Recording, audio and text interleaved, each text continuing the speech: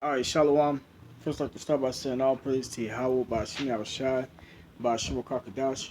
Double honors to the elders and apostles that rule well, and salutations to the brothers that's doing the truth and sincerity. This right here is a lesson, real quick, on what's going on in Guatemala. Shalakia. It says United Nations warns over Latin America's hunger crisis, and this is happening all around the world right now because it's prophecy. But I'm gonna go ahead and play this clip and then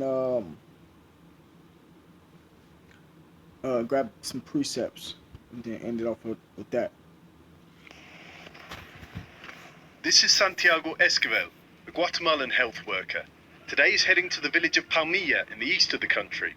As usual, one of his big worries is that people there are not getting enough food.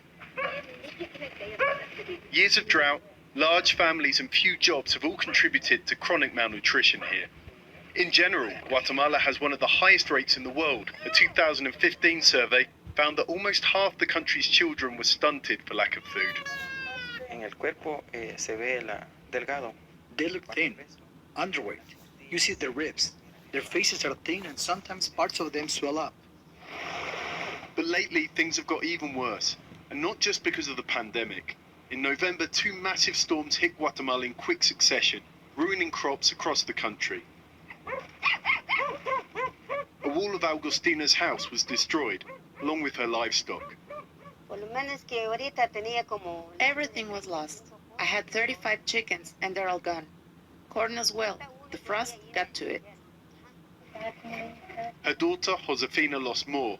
Her daughter's pneumonia worsened in the storms and the floodwaters meant they couldn't get to a health center to save her. Now she and her husband are struggling to feed the 4 children they have left. When my husband earns some money working in the fields, we buy half a kilo of chicken for the children at least. But when we don't have money, it's just tortillas and salt, because we can't buy more. It all helps to explain the anger felt when Guatemala's Congress passed a bill which, among other things, cut $25 million destined to fight malnutrition. The lawmakers did it even as storm waters flooded parts of the country. Those funds were quickly restored, but that didn't stop protests in the capital. It's a long way from La Pamilla, but the villagers here know that the aftershocks of 2020 are going to reverberate into this coming year, for them and their children. John Holman, Al Jazeera. All right, give me 1 second.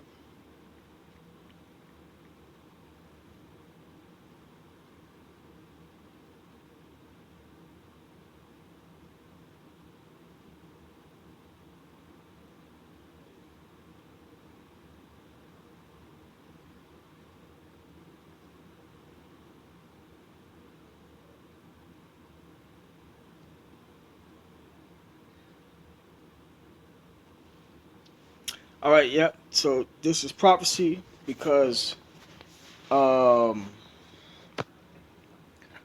Guatemala, the Guatemalans, that name was a byword and a proverb given to Zebulun.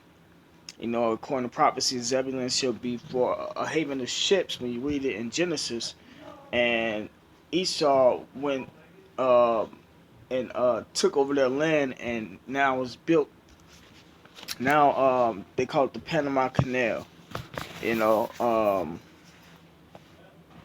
um, where they took over and they used that as a import, export, and whatnot. Let me see.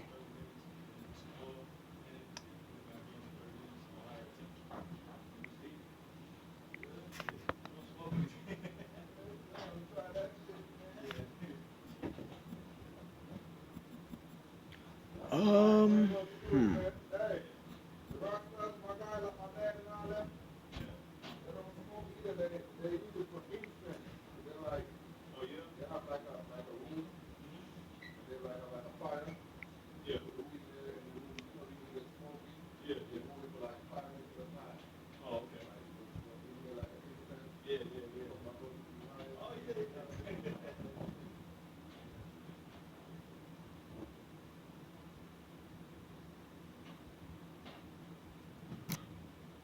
Salaki, I'm just trying to bring it up on the map. I might have pressed the wrong button. Let's go to images.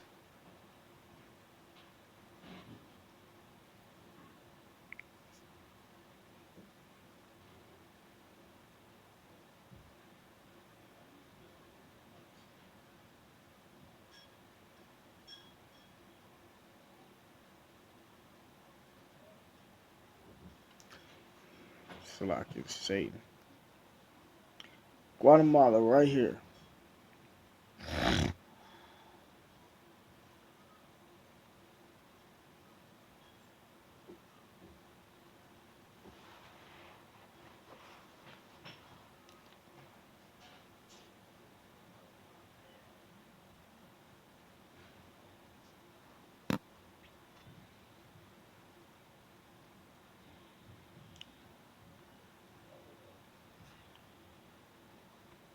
My computer don't want to work, but as you can see, it's right there. I'm trying to get a better picture. There you go. Guatemala, Belize, El Salvador, Honduras, Nicaraguan, Costa Rica, Panama. That that's who Zebulun represents in the scriptures. Zebulun took over those lands right there. Let me see.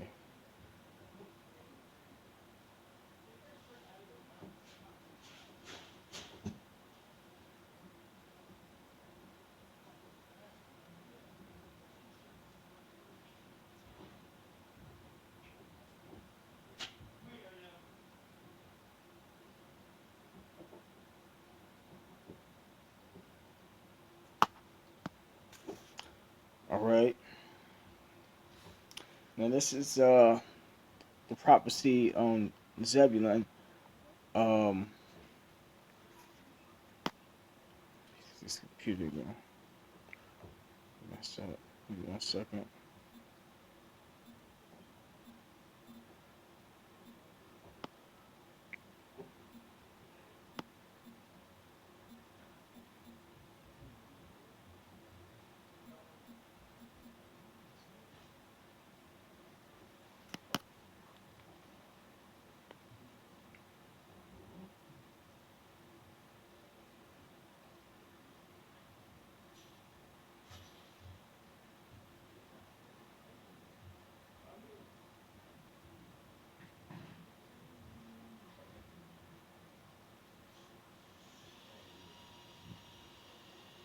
Right here, this is called the Panama Canal history construction. And you brothers, it's the documentary or document for that is the Panama Deception when they went and took it over, and they used laser guns, etc. You know what? Yeah, I wrote this. I'll be able to put up a video lesson on that. I haven't watched that in a minute. Anyway, but this is a Genesis chapter 49 verse 13. Zebulun shall dwell at the haven of the sea, and he shall be for an haven of ships, and this what this represents. And his border shall be unto Zidon. Right. So the Panama Canal, Panama, the Guatemalans. Um, Let me go back.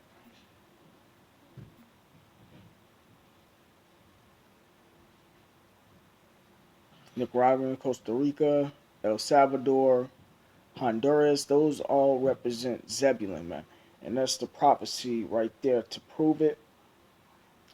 Um, right, so, they're the Lord's people. And, Israel sinned against Yahweh Shema Shai and eventually went into captivity, you know. And that's one of the main reasons why we're going through what we're going through. And on top of that, Esau just forwarded the affliction, you know. Um, but the Lord is on his way back, and he's showing and he's acting out his prophecies and delivering those who he wants delivered, and killing off those who he wants to be killed.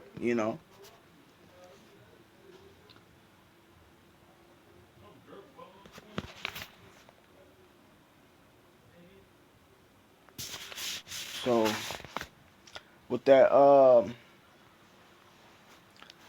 Guatemalan lady.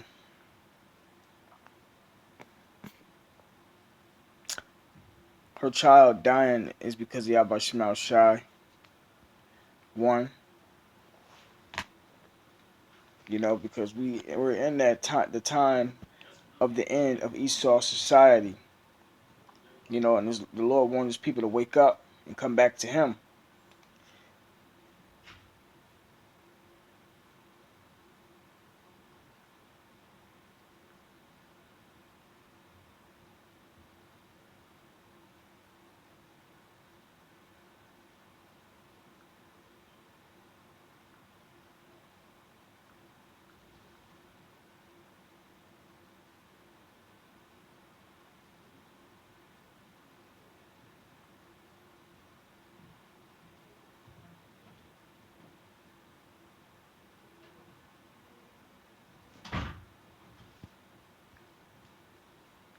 This is Jeremiah chapter 15, verse 2. It says, "And it shall come to pass, if they say unto thee, Whither shall we go forth? Then thou shalt tell them, Thus saith the Lord, such as are for death to death, and such as are for the sword to the sword, and such as are for the famine to the famine, and such as are for the captivity to the captivity." Right? And the prophecy, a lot of the prophecies that happened back then is happening now today, which is why because we sinned against Yahweh Shema Shai. So, her child died because, it's prophecy. And on top of that, the scripture got the famine in it also. So that's, you know, all being worked out according to the plan of Yahweh Shema Shai. You can't do nothing against it. The only thing you can do is straighten up. Come back to who you are.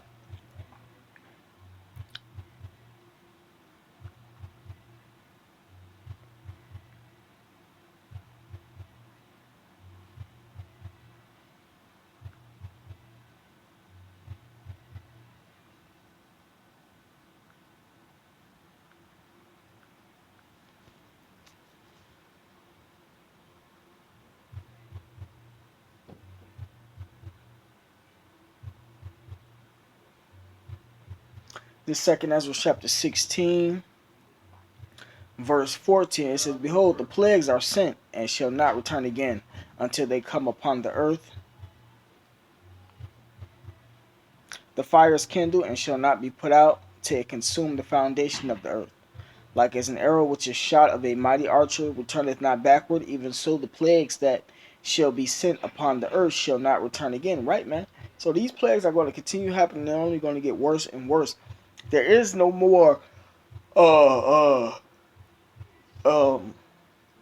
mirth in the world, in particular over here in Guatemala. But the mirth of the world is being taken away, man. All that joy, happiness and marriage and all that is being taken away until Yahweh Shema Shai come and set this world back up in righteousness. But it says,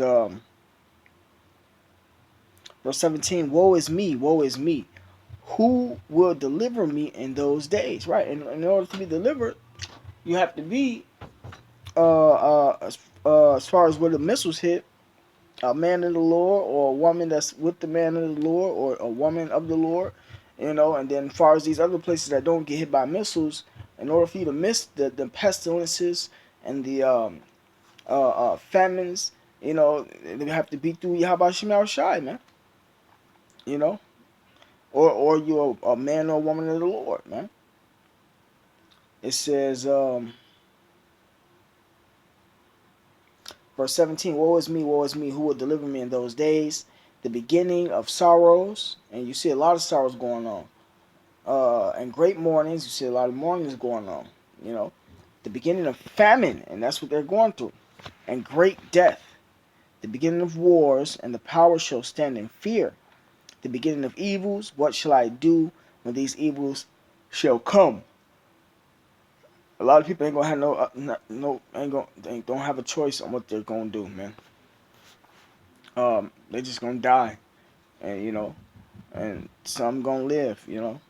Verse 19, it says, "Behold, famine and plague, tribulation and anguish are sent for scourges, for amendment, right, man? So the Lord's sending this stuff to this place, because of the wickedness that's going on in this place. All this stuff is not happening for no reason, man.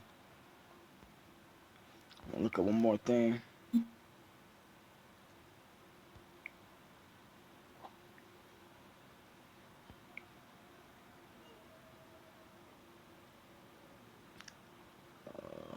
Stunted growth.